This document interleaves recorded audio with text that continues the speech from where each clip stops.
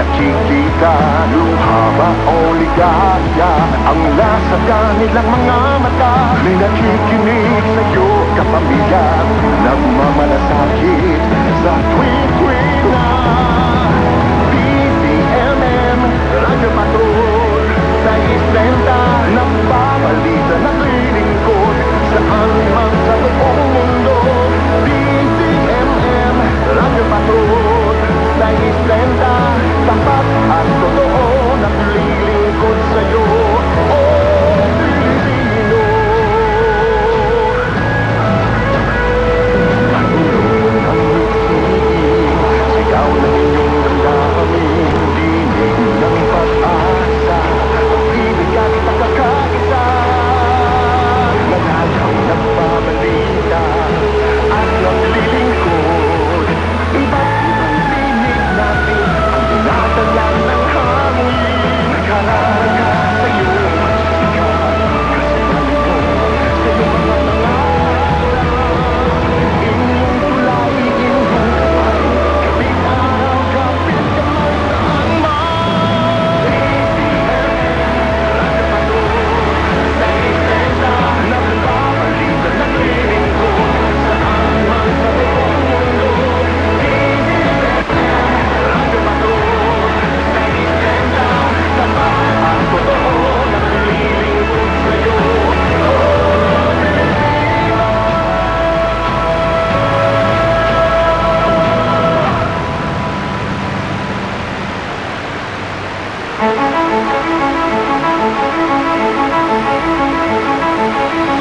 Sa nakalipas na 24 na oras ay sumahid patawid ang DZMM Radyo Patrol sa East 30. Isang komersyal na himpilan ng radyo na pinangangasiwaan ng Philippine Collective Media Corporation at pinahihintulutang sumahid patawid ng National Telecommunications Commission sa 630 kHz AM band with permit number BSD-0235-2023 na may bisa hanggang Agosto ng kasalukuyang taon. Ang DZMM studio at transmitter ay pinangangasiwaan ng mga lisensyadong Electronics and Communications Engineer.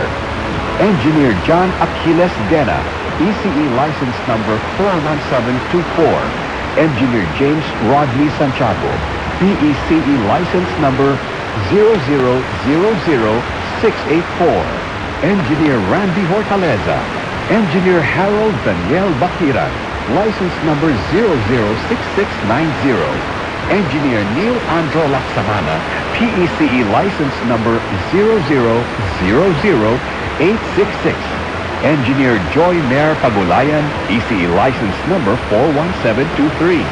Engineer Gilbert Hineta, ECE license number 42437. Mga kababayan, ang pambansang awit ng Pilipinas. Bayang magiliw, pelas ng silanganan, alab ng puso, sa dibdib mo'y buhay.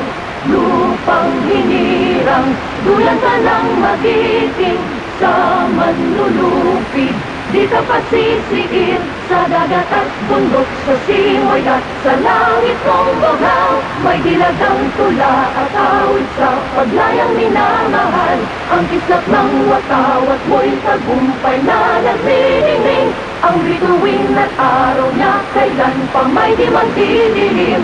Lupa ng araw ng walhati pagsinta, buhay langit sa piling mo.